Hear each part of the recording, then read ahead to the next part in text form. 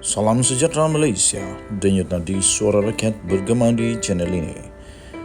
Jangan lupa tekan butang subscribe, like dan share. Malaysia kita punya, cintai Malaysiaku, kita jaga kita.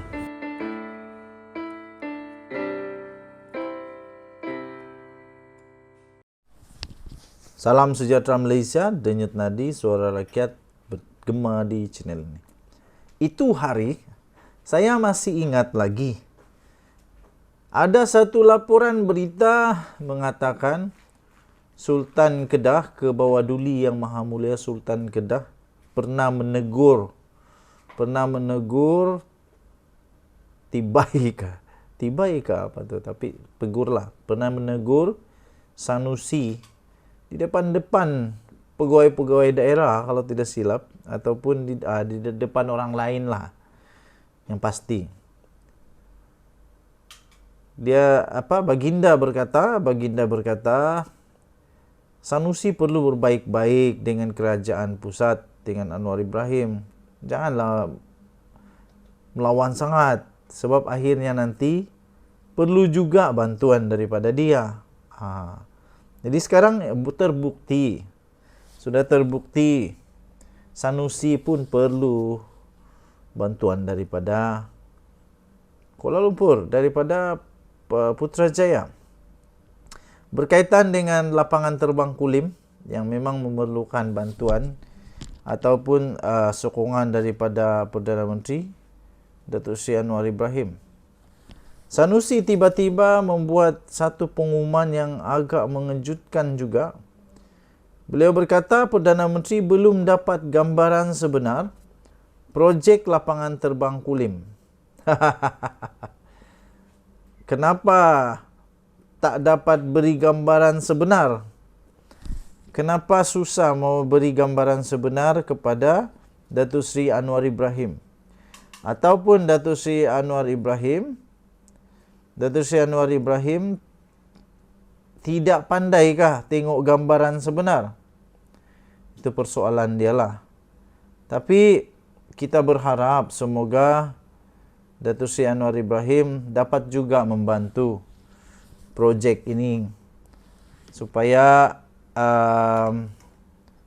dapat dibuktikanlah bahawa kerajaan perpaduan ini tak pilih bulu. Projek projek mega Kedah Aerotropolis yang merangkumi beberapa komponen termasuk lapangan terbang antarabangsa Kulim KXP merupakan projek berimpak tinggi yang dibangunkan melalui pelaburan syarikat swasta tempatan tanpa melibatkan peruntukan kerajaan persekutuan. Oh, begitu. Tak melibatkan peruntukan kerajaan persekutuan. Sehubungan itu, Menteri Besar Kedah, Datuk Seri Muhammad Sanusi Madnor berkata, apa yang diperlukan kerajaan negeri ialah kerjasama daripada agensi persekutuan untuk memudah cara sebarang urusan berkaitan bidang kuasa kerajaan persekutuan seperti dalam urusan dengan Kementerian Pengangkutan. Ada juga. Katanya dalam kedudukan kewangan yang kurang memberansangkan, kerajaan negeri Kedah memilih untuk melaksanakan projek berkenaan secara pelaburan swasta atau PFI sepenuhnya. Secara umum, projek ini adalah katalis yang berpotensi tinggi untuk menarik kemasukan pelabur asing melalui pembukaan kawasan perindustrian baru berasaskan industri berteknologi tinggi, aeroangkasa dan penerbangan. Katanya dalam satu kenyataan pada hari ini. Dalam pembentangan Belanjawan 2023 pada Jumaat yang lalu, Perdana Menteri Datuk Seri Anwar Ibrahim mengumumkan cadangan membesarkan lapangan terbang antarabangsa Pulau Pinang LTAPP dan lapangan terbang Sultan Abdul Aziz Shah LTSAAS di Subang Selangor, namun bercadang untuk menghentikan pembinaan KXP.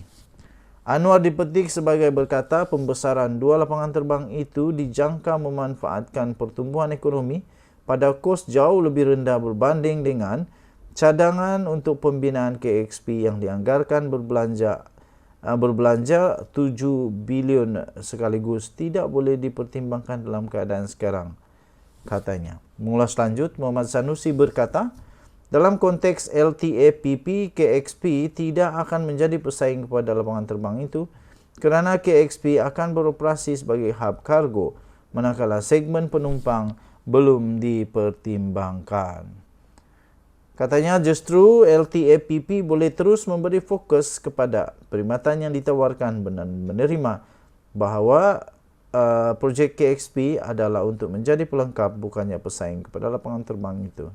Denyut nadi suara rakyat bergema di channel ini. Kita jumpa lagi. Bye-bye.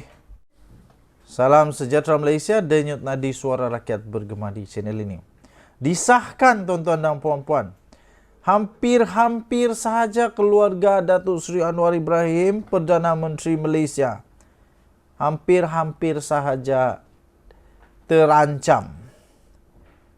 Hampir-hampir mereka satu family di dalam rumah, di luar rumah, berhampiran rumah, di kawasan rumah lah, di compound rumah Perdana Menteri Anwar Ibrahim, hampir-hampir mereka terancam nyawanya. Pada ketika semua orang sentiasa menantikan apa demi apa lagi yang bakal diumumkan oleh kerajaan perpaduan di bawah pimpinan yang amat berhormat Perdana Menteri kita ini, iaitu Anwar Ibrahim, tiba-tiba ada berita yang amat mengejutkan di rumah dia.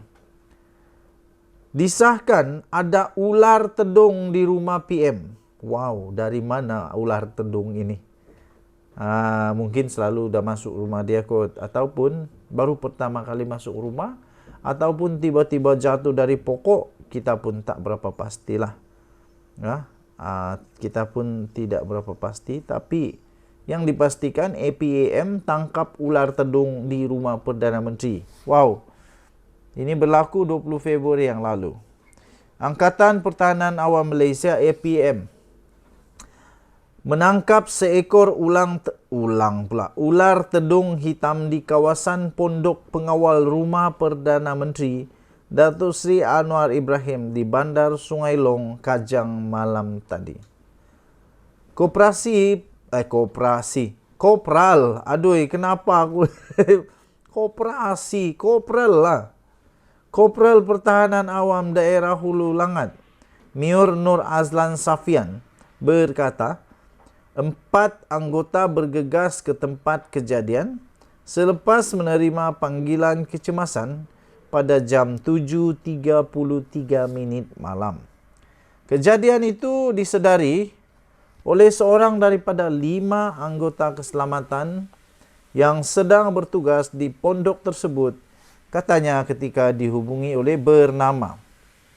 Beliau berkata anggota APM itu berjaya menangkap ular seberat 800 gram dan panjang kira-kira 1 meter itu dengan menggunakan peralatan khas. Wui, besar ular ni. 800 gram punya ular bukan kecil, besar. Panjang lebih kurang 1 meter. Itu memang panjang. Dan ular tedung ini bahaya ini. Ular tedung ini bahaya. Salah satu spesies yang boleh mengancam nyawa. Racunnya itu boleh membunuh manusia dengan masa yang singkat saja. Jadi syukur puji Tuhan kerana yang amat berhormat Perdana Menteri Datuk Seri Anwar Ibrahim dan keluarganya tidak kena patuk kah, tidak kena belit kah, tidak kena terkejut kah, tidak sampai semangat nampak ular kah, tidaklah.